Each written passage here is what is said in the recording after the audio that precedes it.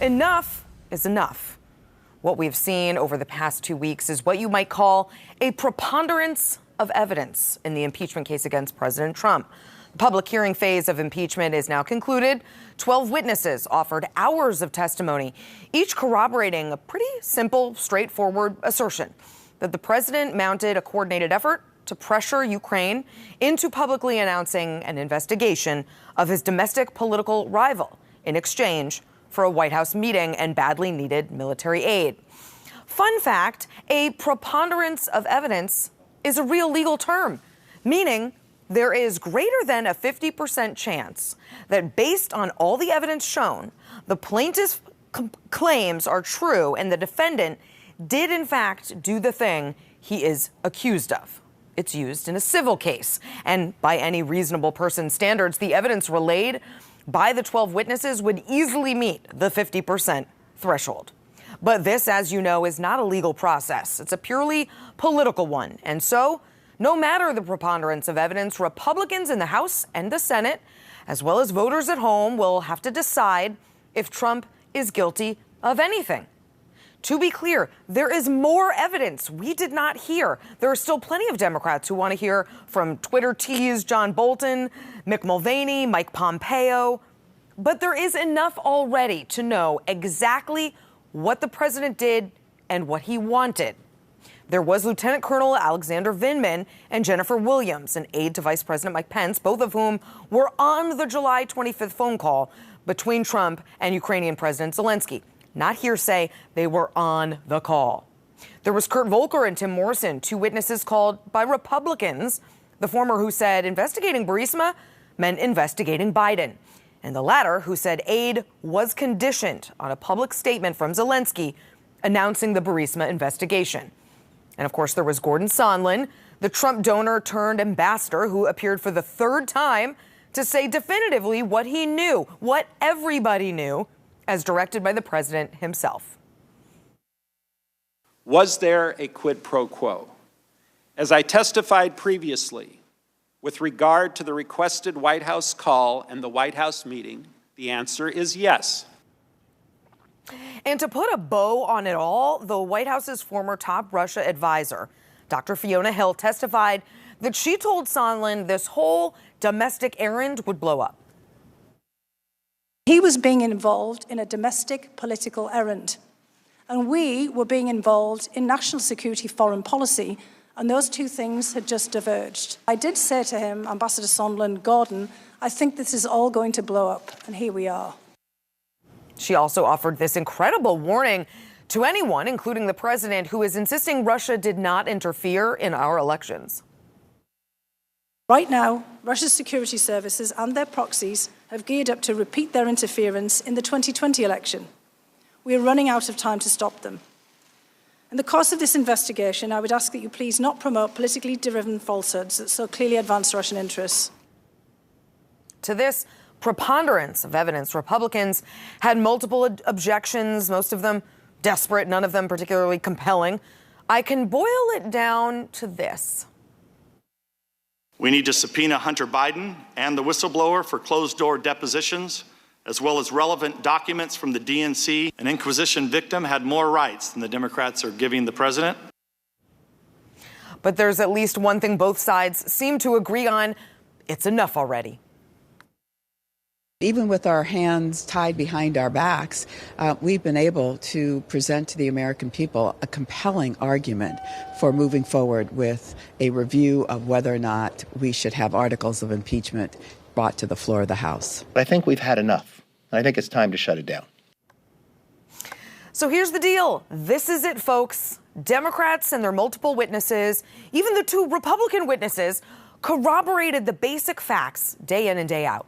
Those facts used to be in dispute before the whistleblowers and the transcripts and the witnesses. Republicans disputed the facts. Then the facts came out. All Republicans could do was discredit the witnesses, distract, deflect. But the facts are now undisputed. What's left is whether what Trump did is impeachable, and that is in dispute. No House Republicans that we know of have indicated that they will vote to impeach. In fact, here was one Will Hurd, a frequent Trump critic. An impeachable offense should be compelling, overwhelmingly clear, and unambiguous, and it's not something to be rushed or taken lightly. I've not heard evidence proving the president committed bribery or extortion. I also reject the notion that holding this view means supporting all the foreign policy choices we have been hearing about over these last few weeks. It's also unclear whether, if Trump is impeached, any Republicans in the Senate will break ranks and vote to remove the president. And finally, the American people. You guys, you are divided too. 50% of independents questioned in an NPR PBS Marist poll conducted this month did not support impeaching and removing Trump, with just 42% supporting it.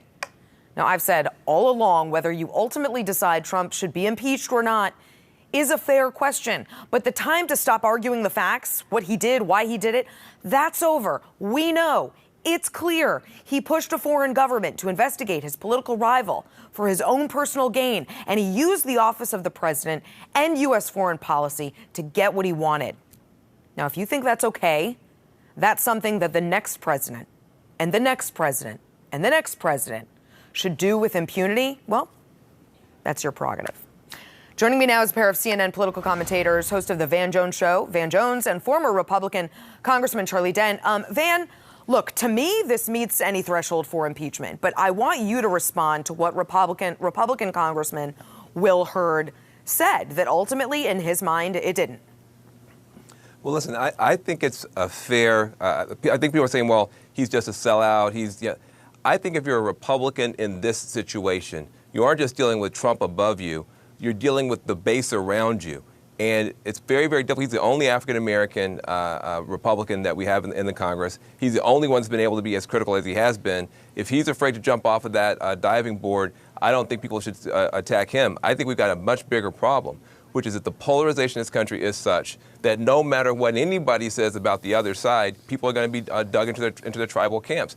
I think there's plenty of evidence at this point that the president behaved in ways that are wrong. And also the brave Ukrainians who really, that's the center of this thing. You've got Ukrainian freedom fighters who are up against the biggest threat in the world, who were relying on Americans for help. Their plight got turned into a political football. Yeah. That is a tragedy. And the fact that we can't even agree on that is, I think, a very, very bad sign. Charlie, there's so much evidence of what the president did and why he did it. Do you think House Republicans would ever vote to impeach the president, no matter how convincing the case against him was? Essie, at this moment, I'd have to say no, unless support from the Republican base diminishes for the president. I suspect most will stick with the president, at least on this issue of impeachment or indictment. I mean, what's really sad about this is I think everybody now agrees on the facts. Yes, there was a quid pro quo. Right. Yes, the president did abuse his office, and he has there is genuine misconduct in office here. So they're not disputing the facts, and the only issue they can debate now is whether this bad conduct rises to the level of impeachment. And I mean, that's a fair debate to have. Yeah. But I'll tell you what, I thought I understood the rules, that, you can't use your official resources to investigate your opponent, especially colluding with a foreign head of state. You can't use federal resources or federal dollars, to coerce somebody to basically do what you want them to do. I thought I understood the rules and the standards, and I always thought the Department of Justice would be jumping up and down over something like this. But so, Charlie, do you think maybe that you the rules would are changing right before us? Would you have voted to impeach the president had you been in the House still? I certainly would have voted for the inquiry. And at this moment, I do think that this rises to the level of impeachment. And then I think they should send this over, and then let's have a trial just to see what else I'd like to hear what the president's defense is.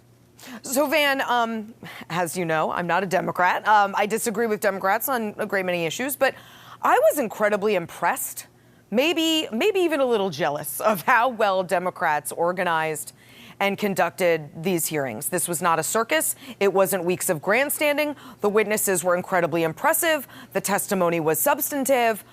But all that said, I'm not sure to what end. I mean, according to most polls at this point, minds haven't really changed. Is this just going to end up being, to your point, a partisan exercise in futility? Almost certainly so. I mean, part of the things, you talk to regular people, They see all these people on the screen who they've never heard of saying things that they don't know much about. That's a regular person.